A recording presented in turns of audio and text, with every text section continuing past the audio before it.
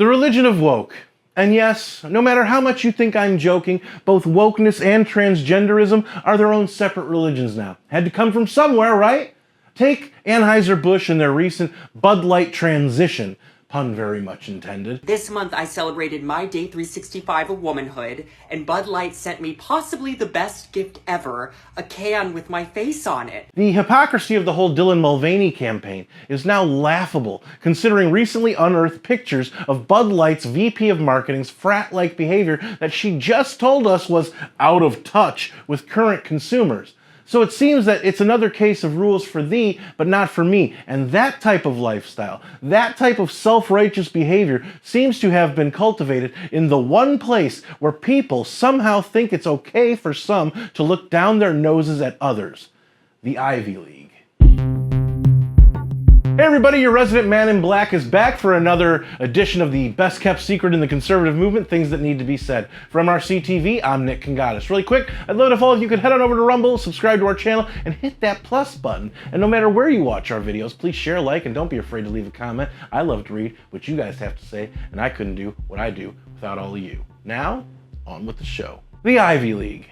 You remember them, don't you? I cannot stand hanging out with his Ivy League friends. Oh, they're the worst. They're not that They bad. are They're the not worst. that Kidding me? Debbie can't go 2 minutes without talking about Columbia University and the little guy with the lazy eye from Harvard. Brown. Whatever. All of our lives, we've been told that if you want to be the best and brightest that the country has to offer, if you want to be able to get basically whatever job you want, then you should strive to go to Harvard or Yale or Princeton or whatever other inbred institution of indoctrination they suggested, merely because they were around longer than other universities.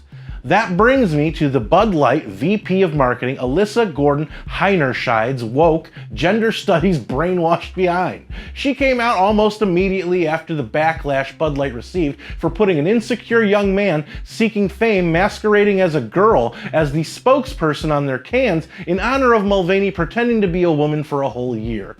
On a side note, seriously? That's all it takes to be famous now?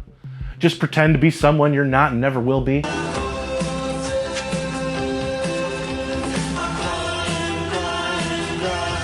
And judging by Hollywood standards, I guess that's how it's always been, really. Anywho, Heinerscheide's response to the Mulvaney backlash didn't do the brand she's supposed to improve any favors. She spoke of shifting the tone to inclusivity, which I'm not sure has anything to do with beer. It's been in decline for a really long time. And if we do not attract young drinkers to come and drink this brand, there will be no future for Bud Light. What does evolve and elevate mean? It means inclusivity. It means shifting the tone. Not once have I ever been drinking a beer of any kind and thought, Nick, we should stop drinking this because it hasn't catered to the lowest common denominator yet. Have any of you come close to thinking anything like that while drinking a beer? Shit, no, man. I believe you get your ass kicked saying something like that, man. So fast forward a few days, and not only has sales of Bud Light and the number of establishments carrying Bud Light, as well as other Anheuser-Busch products, plummeted, which really defeated the purpose of Heinerscheide's job, but pictures have now emerged of her days at Harvard participating in that same fratty behavior that she said was out of touch. Bud Light had been kind of a brand of fratty, kind of out of touch humor. Now, there's nothing wrong with Heinerscheid partying while in college. You should let loose at least every now and then while experiencing life outside your childhood home for the first time. At least that's the situation for most who attended college. Don't make partying your major, but know how to have a good time. It's part of your education in college. Some of those scenes can be learning experiences that you won't get in any classroom. Smell it, man. Story of the greatest party of all time. The whole world is there. It's the best thing that's ever happened to me in my whole life. Oh, God.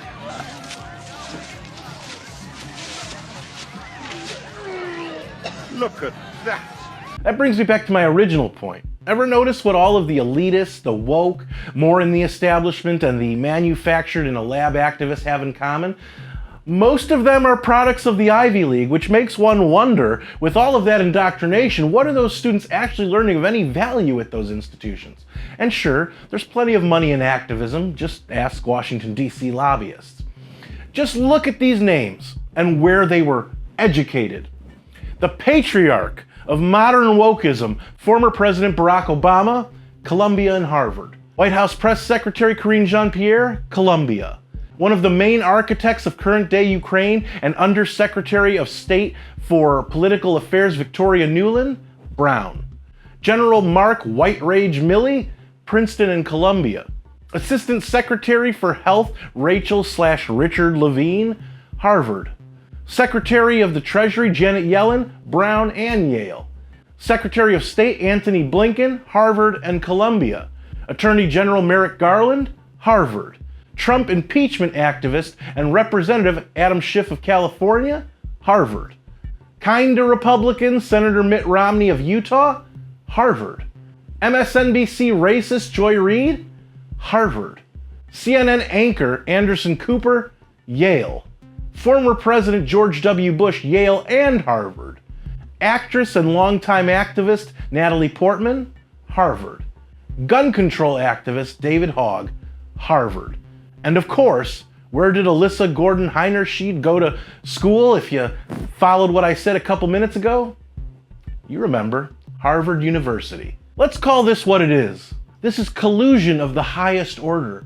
Just like when Obama first took office. Does anyone else remember how his administration looked a lot like it could have been the board at any one of the banking institutions that ripped people off for years and left them homeless? You realize that these people are crooks and they should be in prison? Look at the Tavex. You can see that the CDOs are worth zero. So you know what they're doing, huh? You know what they're doing, right? Yeah. Yeah. They're unloading them. They're selling the dog CDOs, then they go to another bank and short sold it. Let's go to the press, man. This is a massive story. Who wouldn't publish it? I guess that's the price of being bailed out. You have to go work for the government. All you have to do is look.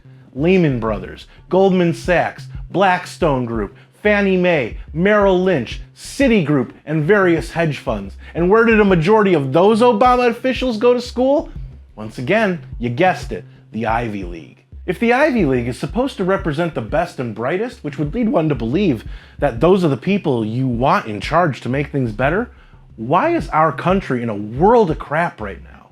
We're in way deeper than any of you realize, and we're probably in more trouble than even people in the know realize. I'm going to make a prediction. By 2025, we are going to be at war. We are going to have a new dollar, a currency that it probably is coming from the central bank. We'll have a currency collapse, and we will live in a virtual police state. I know that might sound crazy to a lot of people. It's not far off. The Bill of Rights is gone. Nobody is paying attention. Where are the Republicans? Their job seems to be to either minimize pushback from the public while at the same time creating the division necessary to foment enough unrest that they can grab even more control over our lives. My point here is, and I know a lot of you know this, but it needs to be said out loud, we've been lied to our entire lives. Maybe there was this push to try and get kids to strive to get into the Ivy League in order to create more subordinate, mindless, woke drones to carry out whatever transfer of the American people's wealth they're attempting this week. How many countries now have lived up to their 2% commitment, despite years and years of engagement? How many out of the 30 NATO countries have lived up to their 2% GDP? I don't have the current. It's 7. Yeah. 7 out of 30. That's pathetic. So I think it's reasonable for the American taxpayer to be sick and tired of subsidizing European social spending. I'll just leave you by putting it this way. Things like this Bud Light controversy are merely a smokescreen to divert your attention from what our government is doing in the way of selling our country to whoever will give us money. It doesn't even need to be the highest bidder anymore. While it's great that people are pushing back against this delusion that trans people are the gender their illness is telling them they are, at the same time, don't take your eye off what your government is doing to you and who they've employed to carry out their mission. So, Am I connecting too many dots here, or are these simply things that needed to be said? Let me know in the comments, where I do read most and reply to some, and don't forget to subscribe to our channel on Rumble and hit that plus button. If you like this video, don't forget to share, comment, and give it a thumbs up. Those are the best ways to help these videos reach more people, and it's the best way to let us know you want us to keep these videos coming. Subscribe to our channel and hit that notification bell so that YouTube might actually let you know when MRC-TV comes out with a new video if they haven't censored or taken it down yet. Like us on Facebook, check out more of our work at MRCTV.org, and if you want to support our content and the conservative movement, head on over to MRC.org/donate to help us out, since we're a nonprofit and couldn't do what we do without all of you. For MRC TV, I'm Nick Kangadis.